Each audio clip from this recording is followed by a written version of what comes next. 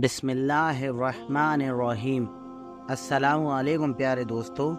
باپ کی وفات کے بعد حضور صلی اللہ علیہ وسلم کی پیدائش۔ حضرت عبداللہ کی وفات کے بعد حضرت آمنہ پر ایسا صدمہ لگا کہ وہ اکثر خاموش ہی رہتی تھیں، کسی سے بھی بات نہ کرتی تھیں، بہت خاموش اور گمسم سی رہتی تھیں۔ انہوں نے خود کے لیے جینا ہی چھوڑ دیا تھا۔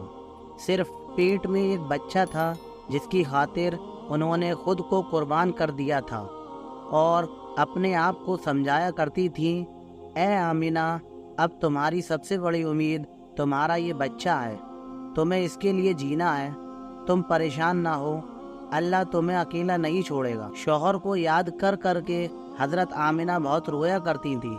وقت گزرتا گیا، دن ہفتے بن گئے اور ہفتے مہینے بن گئے۔ حضور صلی اللہ علیہ وسلم اپنی ماں کے پیٹ میں 9 مہینے کی مدت پوری کر رہے تھے۔ حضرت آمنہ فرماتی ہیں کہ جب میرا بچہ میرے پیٹ میں تھا تو میں بڑی عجیب چیزیں دیکھتی تھی۔ اگر میں گھر سے باہر نکلتی تو بادل کا ایک سایہ میرے اوپر آ جاتا تھا اور مجھے دھوپ نہ لگتی تھی۔ اگر میں پانی بھرنے کے لیے زمزم کے کنویں کی طرف جاتی تو راستے میں جتنے پیڑ ہوتے ان کی ٹہنیاں میرے سامنے جھک جاتی جیسے مجھے سلام کر رہی ہوں۔ میں حیران تھی کہ آخر یہ سب میرے ساتھ کیوں ہو رہا ہے، اور جب زمزم کے کنویں کے پاس پہنچتی تو نیچے کا پانی اپنے آپ اوپر آنے لگتا اور بالکل اوپر منڈیر تک آ جاتا تھا۔ میں اپنے ہاتھوں میں ہی بالٹی پکڑ کر پانی بھر لیتی تھی۔ مکہ کی عورتیں مجھے زمزم کے کنویں کے پاس کھڑا رکھتی اور مجھے جانے نہیں دیتی تھی۔ وہ کہتی تھی کہ اے آمنہ، تم تھوڑی دیر اور کھڑی رہو، ورنہ تمہارے جانے سے یہ پانی ابھی نیچے چلا جائے گا اور پھر ہمیں بھرنے میں بہت تکلیف ہوگی۔ اسی طرح حضرت آمنہ فرماتی ہیں کہ میں عورتوں سے سنا کرتی تھی کہ جب پیٹ میں بچہ ہوتا ہے تو ماں کو بہت زیادہ تکلیفیں جھیلنی پڑتی ہیں، کبھی ہاتھ پیروں میں درد، کبھی سر میں درد، کبھی الٹی آنا، کبھی بخار ہونا اور کبھی چڑچڑاپن آنا۔ یہ ساری باتیں سن کر مجھے اپنے بارے میں بڑی حیرانی ہوتی تھی کہ مجھے تو ان 9 مہینوں میں کوئی بھی ایسی تکلیف دیکھنے کو نہ ملی، یہاں تک کہ جب تک میرا بچہ میرے پیٹ میں رہا تو میرے سر میں درد تک نہیں ہوا۔ اسی طرح حضرت آمنہ کو بڑے عجیب خواب بھی نظر آتے تھے۔ وہ فرماتی ہیں کہ جب میں رات کو سوتی تو مجھے خواب میں نظر آتا کہ میرے جسم کے اندر سے ایک نور نکلا ہے اور اس نے ساری دنیا کو روشن کر دیا ہے۔ یہ سب دیکھ کر مجھے یقین ہو چکا تھا کہ میرے پیٹ میں جو بچہ ہے وہ کوئی عام انسان نہیں ہے۔ حضور صلی اللہ علیہ وسلم کے دادا حضرت عبد المطلب دن رات کعبے کے پاس جا کر اس کا غلاف پکڑ کر اللہ سے رو رو کر دعائیں کرتے کہ یا اللہ، میرا بیٹا عبداللہ تو اب اس دنیا میں نہیں رہا، لیکن اس کے گھر ایک بچے کی پیدائش ہونے والی ہے، یا اللہ اس بچے کی حفاظت فرمانا اور میرے عبداللہ کی نسل کو باقی رکھنا۔ حضور صلی اللہ علیہ وسلم کے سارے چاچا اسی انتظار میں رہتے کہ میرے بھائی عبداللہ کے گھر بچہ کب پیدا ہوگا۔ یہودیوں کی کتاب تورات میں لکھا ہے کہ جب آخری نبی آئے گا تو اس کے پیدا ہونے سے 10 دن پہلے آسمان پر ایک لال رنگ کا ستارہ نکل کر چمکے گا۔ تو جب حضور صلی اللہ علیہ وسلم کی پیدائش کے 10 دن بچے تو آسمان پر وہ ستارہ نکل آیا۔ اسے دیکھ کر یہودیوں میں بھگدڑ مچ گئی اور ان کے عالموں نے سارے یہودیوں کو جمع کیا اور کہا کہ دیکھو، آسمان پر لال تارا چمکنے لگا ہے، اس کا مطلب ہے کہ وہ آخری نبی آنے والا ہے۔ جا کر معلوم کرو اس وقت مدینہ میں کس کے یہاں لڑکے کی پیدائش میں 10 دن بچے ہیں۔ یہودیوں نے جا کر مدینہ میں معلوم کیا تو وہاں بہت سی عورتیں حمل سے تھیں، ان کے پیٹ میں بچہ تھا، لیکن ابھی کسی کا وقت قریب نہیں آیا تھا، کسی کے 2 مہینے باقی تھے تو کسی کے 4 مہینے۔ ان یہودیوں نے آ کر اپنے عالموں کو بتایا کہ مدینہ میں ایسا کوئی بچہ پیدا ہونے والا نہیں ہے، تو ان کے عالموں نے کہا کہ اب مکہ میں جا کر دیکھو۔ تو سارے یہودی مکہ پہنچے اور آ کر معلوم کیا کہ وہاں کسی کے گھر بچے کی پیدائش ہونے والی ہے۔ لوگوں نے بتایا کہ یہاں مکہ میں 5 ایسی عورتیں ہیں جن کے گھر بچے کی پیدائش ہونے والی ہے۔ تو ان یہودیوں نے کہا کہ نہیں، ایسے بچے کی پیدائش جس کے باپ کی وفات ہو چکی ہو؟ تو لوگوں نے بتایا کہ ہاں، عبد المطلب کا پوتا پیدا ہونے والا ہے۔ اس بچے کے باپ عبداللہ کی ابھی کچھ مہینے پہلے وفات ہو گئی تھی۔ یہ سن کر یہودیوں کی ہائے نکل گئی اور وہ سب روتے چلاتے اپنے عالموں کے پاس پہنچے اور کہا کہ ہائے افسوس، آج نبوت یہودیوں سے نکل کر مکہ والوں میں پہنچ چکی ہے۔ وقت گزرتا گیا اور آخر وہ دن بھی آیا کہ جس کا سبھی کو بے صبری سے انتظار تھا۔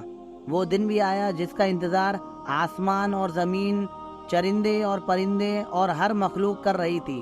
آج اس بچے کی پیدائش ہوئی جس کی وجہ سے اس دنیا کو بنایا گیا تھا، کہ اگر وہ نہ ہوتا تو شاید کچھ بھی نہ ہوتا۔ آج اس بچے کی پیدائش ہوئی ہے جس کے لیے چاند کے 2 ٹکڑے کر دیے گئے۔ اس بچے کی پیدائش ہوئی ہے جس کی خاطر سورج کو اپنی جگہ پر روک دیا گیا اور اللہ نے حکم دیا، اے سورج ابھی مت ڈوبنا، کیونکہ میرے حبیب محمد صلی اللہ علیہ وسلم نے ابھی عصر کی نماز نہیں پڑھی ہے۔ آج اس بچے کی پیدائش ہوئی ہے جس کے پاس ساری زندگی میں جبرائیل ہزاروں مرتبہ آئے۔ رات کا وقت ہو چکا تھا۔ حضرت آمنہ کے پیٹ میں ہلکا سا درد اٹھا اور ان کو محسوس ہوا کہ شاید آج میرے بچے کی پیدائش ہونے والی ہے، تو انہوں نے حضرت عبد المطلب کو اس بات کی خبر کر دی۔ حضرت عبد المطلب نے اپنے محلے کی ایک دائی حضرت شفا کو اپنے پاس بلایا اور کہا کہ آج رات تم آمنہ کے ساتھ ہی گزارو، کیونکہ میرے بیٹے عبداللہ کے گھر آج بچہ پیدا ہونے والا ہے۔ رات گزرتی گئی، چاند بھی کہیں خاموش ہو کر بادلوں میں چھپ گیا تھا۔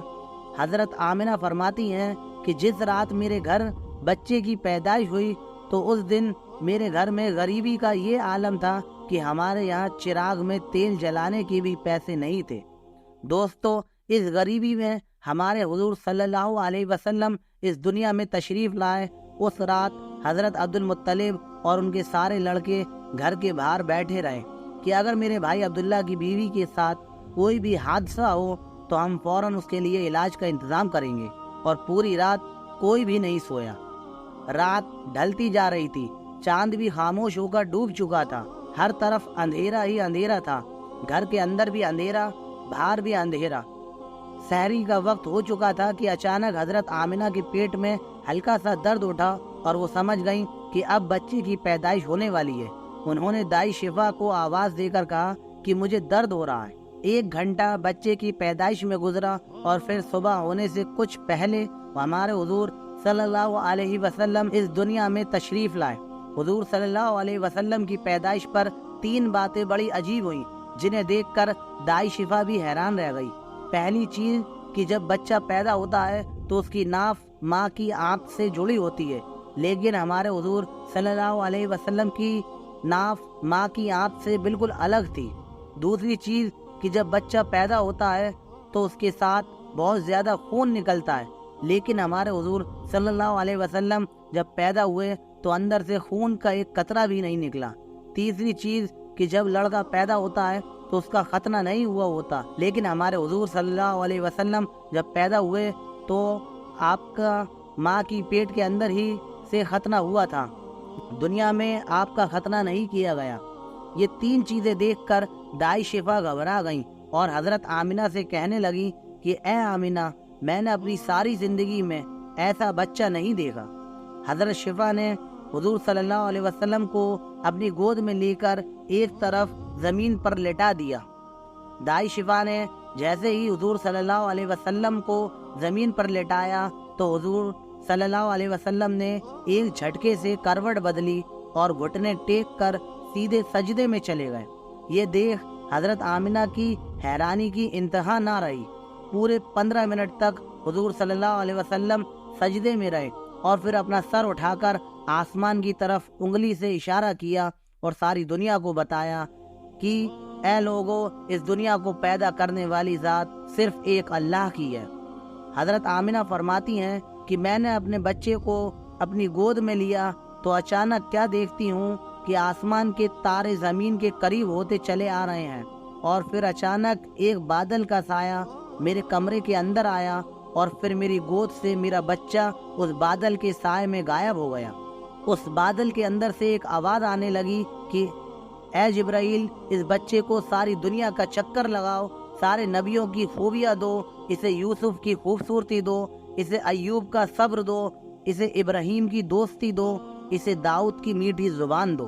اور پھر حضرت آمنہ فرماتی ہیں کہ تھوڑی دیر بعد وہ بادل کا سایہ ختم ہو گیا اور میں دیکھتی ہوں کہ میرا بچہ میری گود میں لیٹا ہوا تھا۔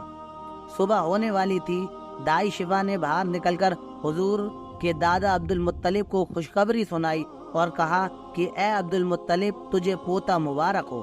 یہ سن کر رات بھر کے جاگے عبد المطلب کی ساری تھکن جیسے ایک پل میں ختم ہو گئی ہو، اور وہ اتنا زیادہ خوش ہوئے کہ ان کی آنکھوں سے آنسو بہنے لگے، اور دائی شفا سے کہا کہ جلدی سے مجھے میرا پوتا لا کر دو۔ دائی شفا جیسے ہی حضور صلی اللہ علیہ وسلم کو باہر لے کر آئیں تو نظر پڑتے ہی سب کے ہوش اڑ گئے کہ اس قدر خوبصورت بچہ آمنہ کے گھر پیدا ہوا ہے۔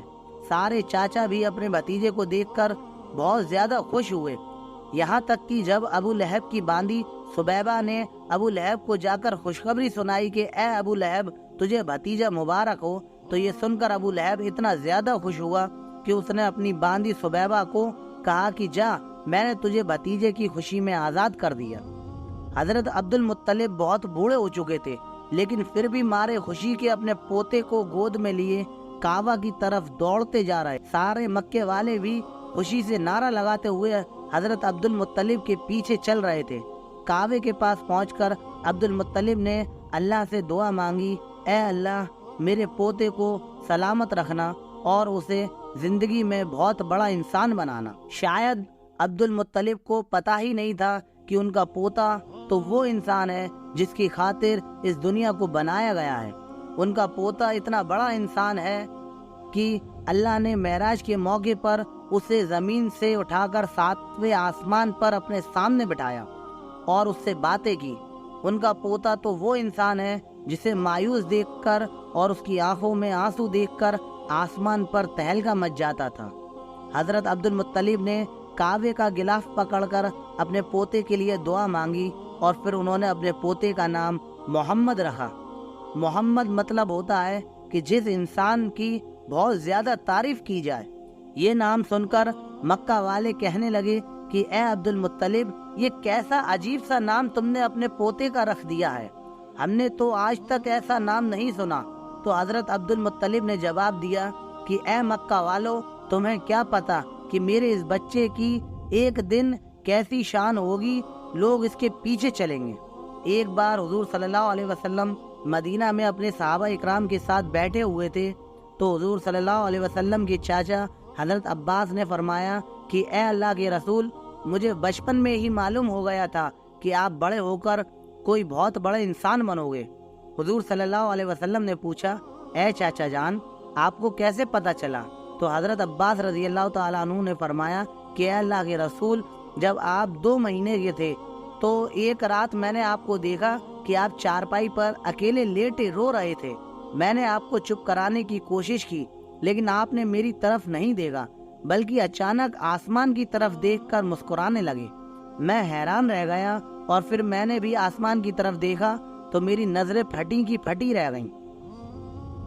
میں نے دیکھا کہ چاند آپ کی انگلی کے اشارے پر ناچ رہا تھا، آپ جدھر انگلی لے جاتے چاند ادھر دوڑتا۔ یہ منظر دیکھ کر میں سمجھ گیا کہ آپ کوئی عام انسان نہیں ہیں۔ حضور صلی اللہ علیہ وسلم نے فرمایا کہ ہاں میرے چچا جان، آپ صحیح فرما رہے ہیں کہ بچپن میں چاند مجھے کہانیاں سناتا تھا، میرے ساتھ کھیلتا تھا اور مجھے رونے نہیں دیتا تھا۔